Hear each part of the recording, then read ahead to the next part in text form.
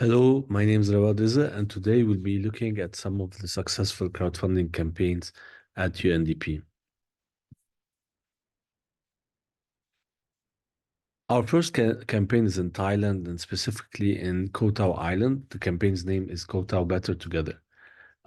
This campaign happened during the pandemic, so you can imagine how an island in Thailand, which relies a lot on tourism, was hit during the pandemic, and specifically drivers such as taxi drivers and boat drivers.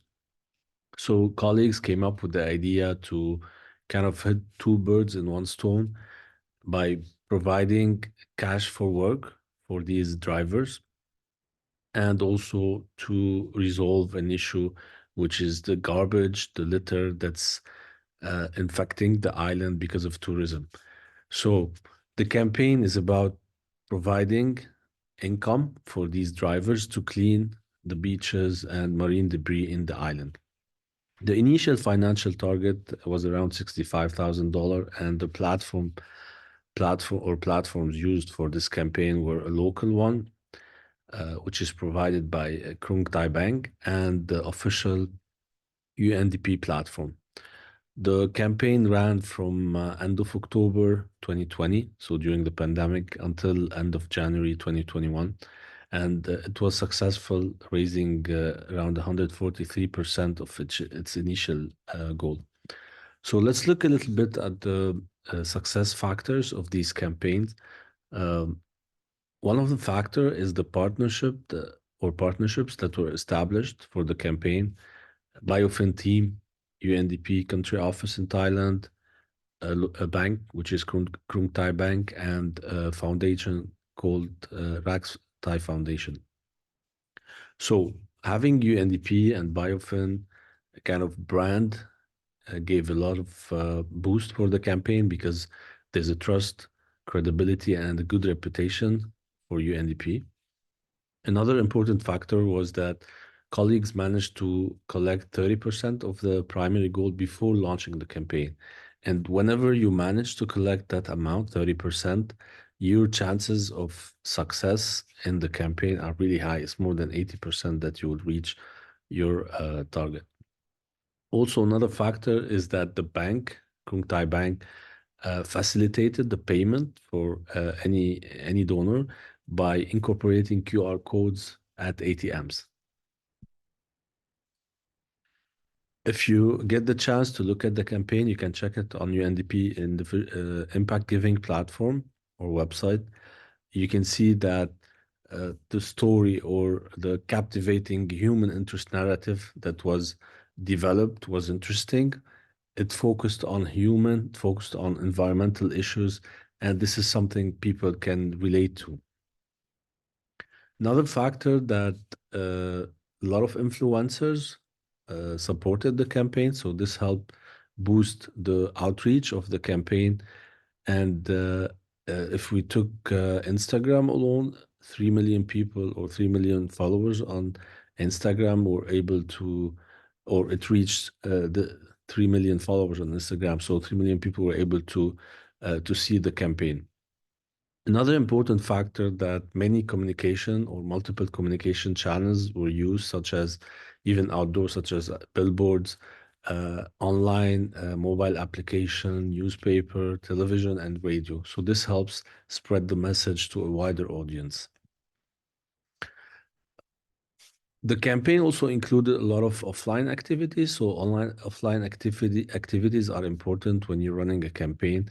It creates a buzz and it adds the number of people reached for the campaign. So offline activities will also create a buzz and media coverage. What's important also is that, and this has boosted the campaign immensely, is that the New York Times published an article about the campaign. So definitely this helped in reaching the target. An important factor also is that the campaign owners did a monitoring of the implementation and the intervention and were posting about it. So all the donors that supported the campaign were able to see the progress.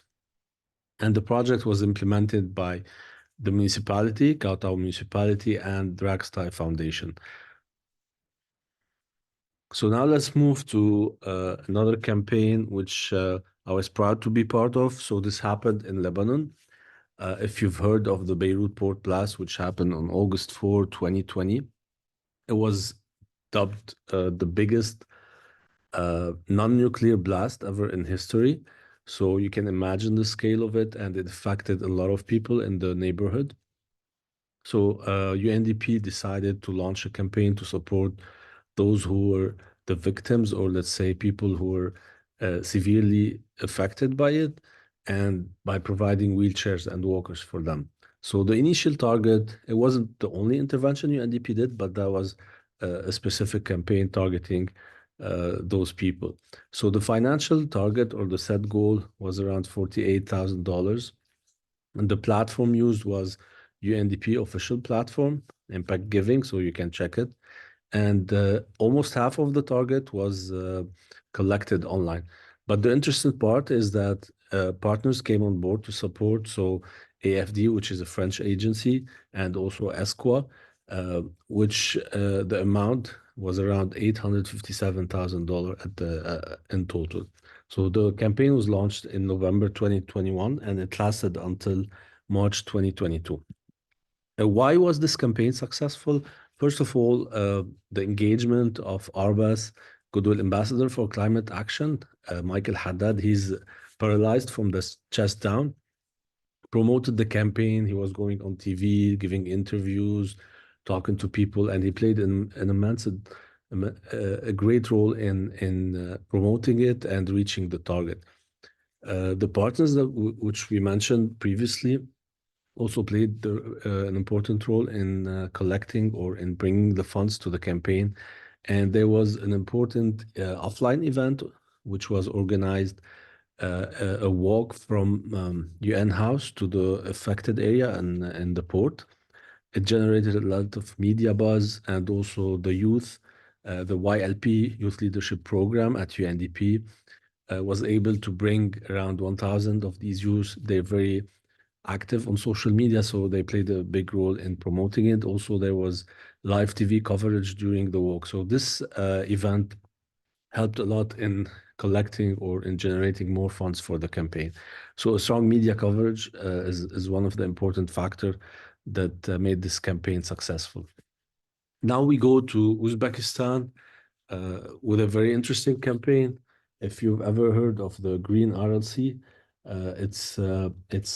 it was at some point the world's fourth largest inland lake. So, just to give you a little bit of background on this campaign, colleagues developed or designed a very interesting website. I'm checking the website right now, where they explain or they tell the story of the Green RLC. And if you allow me, I would like to read a little bit. So it's a very interesting and nice website. So I encourage you to check it. It's greenrlc.org.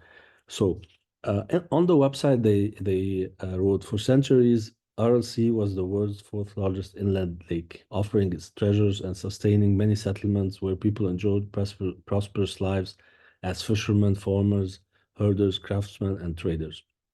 However, in just the past 60 to 80 years, the sea lost 90% of its size and was transformed into a desert. This disaster has had catastrophic impacts on biodiversity, with many types of fish, animals, and plants completely disappearing from the region. So the toxic salts, that's very important, and sand are picked up by winds and carried out over to hundreds and thousands of kilometers, harming people's life and well-being and impacting their identities and cultures.